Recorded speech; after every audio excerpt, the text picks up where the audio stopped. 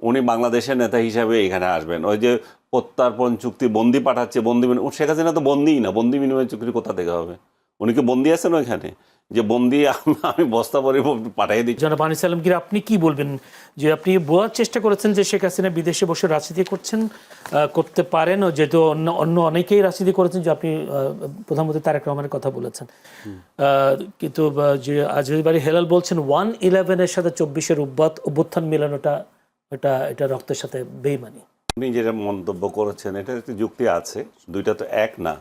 কিন্তু আমরা যেটা দেখছি যে আসলে শেখ হাসিনা কেন প্রাসঙ্গিক হয়ে যাচ্ছে এখানে, প্রাসঙ্গিকটা হয়ে গেছে এটা আসলে যে বিগত সরকার যারা ইউনূসের সরকারই এটা করে দিয়ে গেছে। যখন আপনি তাদের রাজনীতিকে নিষিদ্ধ করে দেন, এখানে তাদের কার্যক্রম সম্পূর্ণভাবে অফ করে দেন, এবং শেখ হাসিনা ছাড়া তাদের আর কোনো নেতা নাই সামনে। তো বারবার শেখ হাসিনা আসে, শেখ হাসিনা থেকে নির্দেশের কথা আসে।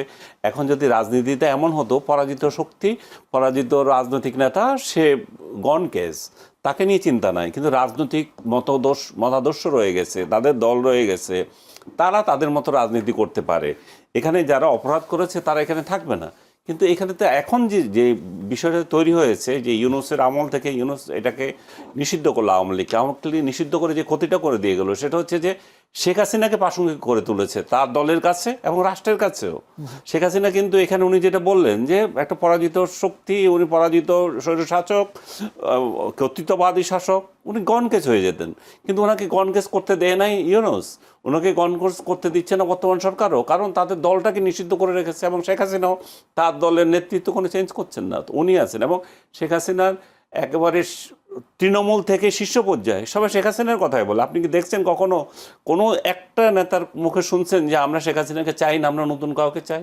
তো একটা দল এমন একটা মেন্টালিটিতে তৈরি হয়ে রয়েছে, এখন শেখ হাসিনা ছাড়া তাদের কোনো উপায় নাই, তারা এই রাজনীতি করবেন এবং এর বাইরে যেতে পারবে না।